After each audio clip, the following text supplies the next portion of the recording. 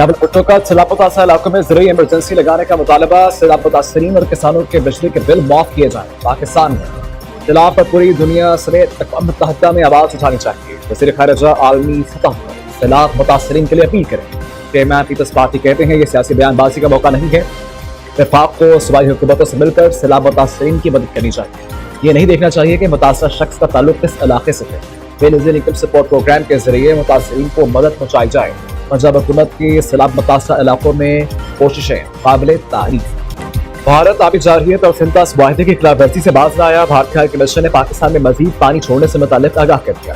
دریائے ستلج میں ہریکی اور فیروزپور کے مقام پر انتہائی اونچے درجے کے سیلاب کا خطرہ۔ وزارت آبی وسائل نے متعلقہ اداروں کو نقصانات سے بچنے کے لیے اقدامات کرنے کا مراسلہ جاری کر دیا۔ ملتان، جلال پور، پیروالا میں انتہائی اونچے درجے کا سیلاب، شہری آبادی ڈوبنے کا خطرہ، ہائی الرٹ جاری، شہری کو فوری پہ گھروں کو چھوڑنے کا حکم۔ 6,09,000 کیوسک کے سیلابی ریلے نے علی پور کے 8 سے زائد موضوعات میں تباہی مچا دی۔ درجنوں بستیاں سیلاب کی ناظر۔ دریائے چناب میں 2 بڑے سیلابی ریلوں سے دریائی پٹی پر بڑی تباہی، متعدد دیہات کئی فٹ پانی گزر رہا ہے۔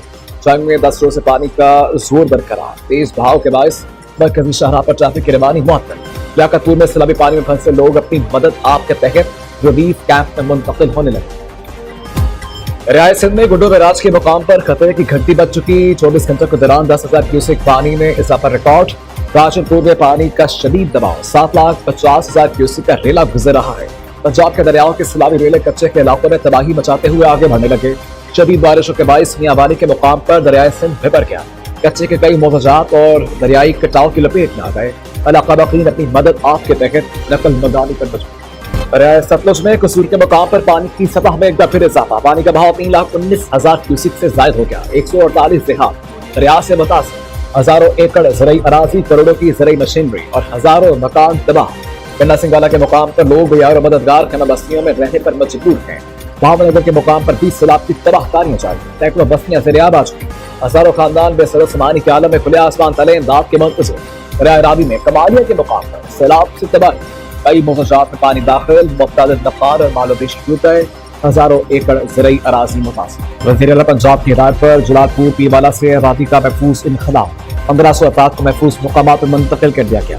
آرمی ایویشن اور PAF ہیلی کاپٹر نے ریسکیو ریلیف آپریشن میں حصہ لیا۔ متاثرین کی مدد کے لیے ضروری مشینری بھی پہنچا دی گئی۔ سعودی عرب کا پاکستان کے سیلاب متاثرین کے لیے اظہار یکجہتی، سعودی عرب سے امدادی سامان کے 5 ٹرک پہنچ گئے۔ وزیر اعلیٰ مریم نواز کی موجودگی میں سعودی سفیر سعید بن نواف المالکی کی سعودی سماعت PTM-1 کے سپرد کیا۔ وزیر اعلیٰ سے سعودی سفیر کی ملاقات، باہمی تعلقات، سیلاب متاثرین کی امداد، اقتصادی تعاون اور علاقائی صورتحال پر تبادلہ خیال۔ سیلاب سے 4,335 دیہات متاثر، مجموعی طور پر 42 لاکھ سے زیادہ افراد متاثر ہوئے، 18 لاکھ ایکڑ سے زائد زرعی رقبے پر فصلیں سیلابی ریلوں سے تباہ ہو گئیں۔ اب تک 60,000 افراد جاں بحق، 1.5 لاکھ مویشی ہلاک ہو گئے۔ وزیر اطلاعات پنجاب اسما بخاری کہتی ہیں 15 لاکھ سے زائد مویشیوں کو ریسکیو کیا گیا۔ ملتان ریجن میں 10,000 سے زائد افراد کو ریسکیو کیا گیا۔ سیلاب متاثرین حکومتی اجازت کے بغیر اپنے گھروں کو واپس نہ جائیں۔ گجرات ڈوب گیا، اربوں روپے کی فنڈنگ کہاں گئے؟ سابق وزیر اعلیٰ کا احتساب ہونا چاہیے۔ دن میں سیلاب اور کراچی میں بارشوں کا امکان، میئر کراچی نے محکمہ بلدیہ کے تمام عملے کی چھٹیاں منسوخ کر دی۔ مرتضیٰ وہاب کہتے ہیں شہر میں آج اور کل اور پرسوں بارش کا امکان۔ نالوں کی صفائی اطمینان بخش ہے، پانی کے بروقت نکاسی یقینی بنانے کے لیے کراچی کے 14 بڑے انڈر پاسز میں موٹر پمپ نصب کر دیے ہیں۔ نشیبی علاقوں میں مشینری کے ساتھ عملہ بھی تعینات کیا گیا ہے۔ ایشو اختیارات اور وسائل کا نہیں، کام کرنے کی نیت کا تھا۔ کراچی، سکھر اور ٹھٹھہ میں کہیں ہلکی کہیں تیز بارش۔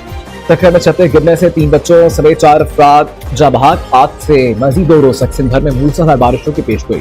آئندہ 24 گھنٹوں کے دوران پنجاب کے بیشتر اضلاع شدید طوفانی بارش کا امکان۔ راولپنڈی، مری، گلیات، اٹک، چکوال، جہلم، گجرانوالہ، لاہور، گجرات اور سیالکوٹ میں بارشیں متوقع۔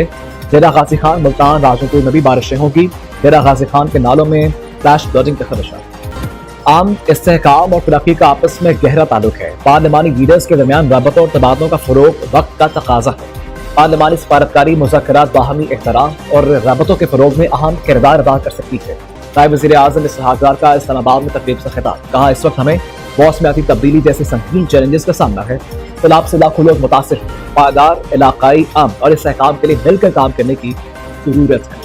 پاکستان نے کبھی جارحیت کا راستہ نہیں اپنایا، ہمیشہ خطے میں امن کے لیے کوششیں کی، امن اور انصاف کی بات کی، پاکستان نے تمام ایشوز کو ہمیشہ بات چیت سے حل کرنے کی کوشش کی۔ وفاقی وزیر اطلاعات اور تطارع کا اسلام آباد میں تقریب سے خطاب، کہا افواج پاکستان نے صرف اپنا ملک نہیں دنیا کا امن بنانے کے لیے قربانیاں دی ہیں۔ پاک فوج نے بھارتی جارحیت کو نہ صرف روکا بلکہ منہ توڑ جواب۔ وزیر اطلاعات پنجاب نے علیمہ خان پر انڈا پھینکنے کی مذمت کرتی، اسما بخاری کہتی ہیں علیمہ خان پر انڈا نہیں پھینکنا چاہیے تھا۔ وزیر اعلیٰ مریم نواز نے بھی واقعے پر شدید تشویش کا اظہار کیا۔ قانون کی بالادستی کے لیے کام کیا، ٹیکنالوجی کے استعمال کے ذریعے عدالتی نظام کو مؤثر بنایا جا رہا ہے، مقدمات کو جلد نپٹانا ترجیح ہونا چاہیے۔ سپریم کورٹ میں اینٹی کرپشن ہیلپ لائن قائم کی گئی، عوامی رائے کے لیے خصوصی پورٹل کال کیا گیا۔ میرے پاس سیکیورٹی کی 9 گاڑیاں تھیں، کم کر کے صرف 2 رکھی ہیں۔ جسٹس پاکستان یحییٰ افریدی کا اسلام آباد میں جوڈیشل کانفرنس سے خطاب، کہا عدالتی نظام میں شفافیت اور آسانیوں سے سائرین کو فوری انصاف ملے گا۔ پاکستان اسٹاک مارکیٹ نے نئی بلندیوں کو چھو لیا، 1542 پوائنٹس کا اضافہ، انڈیکس 1,55,819 پوائنٹس کی بلند ترین سطح پر ٹریڈ کر رہا ہے۔ وزیر اعظم کا اظہار اطمینان، شہباز شریف کا کہنا ہے پاکستان اسٹاک ایکسچینج کا تاریخی سطح عبور کرنا کاروباری برادری کی حکومت کی پالیسیز پر اعتماد کا مظہر ہے۔ دوسری طرف سونا ملک تاریخ کی بلند ترین سطح پر پہنچ گیا، فی تولہ سونا 6,100 روپے اضافے سے 3,84,000 روپے کا ہو گیا۔ آج کا دن پاک بحریہ کے ہیروز کے نام، جنگ ستمبر میں پاک بحریہ کے شاندار کارکردگی کی یاد میں ہر سال 8 ستمبر کو یوم بحریہ کے طور پر منایا جاتا ہے۔ 1965 کی جنگ میں پاک بحریہ نے بھری اور فضائی افواج کے شانہ بشانہ دشمن کے دان کھٹے کیے۔ پاک بحریہ کی تاریخ بہادری کی داستانوں سے بھرپور ہے۔ یوم بحریہ اس عزم کی تجدید ہے کہ پاک بحریہ ہر محاذ پر قوم کا دفاع کرتی رہے گی۔ صدر مملکت آصف علی زرداری کا پیغام، وزیر اعظم شہباز شریف کا کہنا ہے پاک بحریہ نے ہمیشہ قوم کا سر فخر سے بلند کیا، آبی سرحدوں کی حفاظت پاک بحریہ کے مستعد نگرانی میں ہے۔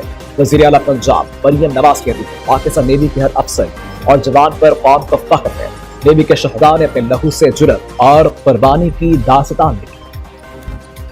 غزہ میں اسرائیلی بربریت کا سلسلہ جاری، صہیونی حملوں میں مزید 21 فلسطینی شہید۔ غزہ سٹی میں ایک اور بلند عمارت تباہ، مغربی کنارے میں بھی اسرائیلی فورسز کی کارروائیاں جاری، مختلف شہروں میں چھاپے، درجنوں فلسطینی گرفتار، زرعی زمینوں اور املاک کو بے نقصان پہنچایا۔ اکتوبر 2023 سے جاری جنگ میں اب تک 7,468 فلسطینی شہید، 1,62,776 زخمی ہو چکے۔ ٹرمپ کی حماس کو شرائط قبول کرنے کی آخری وارننگ، امریکی صدر کا کہنا ہے ہر کوئی یرغمالیوں کی رہائی اور جنگ کا خاتمہ چاہتا ہے۔ اسرائیلی میری شرائط مان چکے ہیں، اب حماس کی باری ہے، وہ ان شرائط کو قبول کریں، یہ میری آخری وارننگ ہے، اس کے بعد کوئی اور وارننگ نہیں دوں گا۔ امریکی صدر شرائط قبول نہ کرنے پر حماس کو خطرناک نتائج سے خبردار کریں۔ پاکستان نے سامنے کی T20 سیریز جیتی، فائنل میں افغانستان کو 75 رن سے شکست، پاکستانی بالرز کی تباہ-کن بالنگ، راشد 11 کی اننگز 66 رنز پر سمیت افغان ٹیم کے 9 کھلاڑی ڈبل فگر میں داخل ہی نہ سکے۔ محمد عباس کی ہیٹ ٹریک سمیت 5 وکٹیں، شاندار کارکردگی پر میچ اور سیریز کی بہترین کھلاڑی قرار، کپتان سلمان علی آغا سمیت قومی کھلاڑیوں کا میچ فیس بلڈ ریلیف تھرڈ میں دینے کا اعلان۔ متحدہ عرب امارات میں ایشیا کرکٹ کپ کا میلہ کل سے سجنے کو تیار، افتتاحی میچ میں افغانستان اور ہانگ کانگ کی ٹیمیں مد مقابل آئیں گی، پاکستان اور بھارت کے درمیان ہائی وولٹیج ٹاکرا 14 ستمبر کو شیڈیول۔ ایشین کرکٹ کونسل نے پاکستان ٹیم کا پرومو جاری کیا۔ اور یو ایس اوپن کا تاج اسپین کے کارلوس الکاریز کے سر سج گیا، نیو یارک میں کھیلے گئے فائنل میں عالمی نمبر 1 اٹلی کے یانک سینر کو شکست دے کر الکاریز نے ٹائٹل اپنے نام کیا۔ جیت کا سکور 6-2، 3-6، 6-1 اور 6-4 رہا۔ امریکی صدر ڈونلڈ ٹرمپ نے بھی فائنل کا دلچسپ مقابلہ اسٹیڈیم میں بیٹھ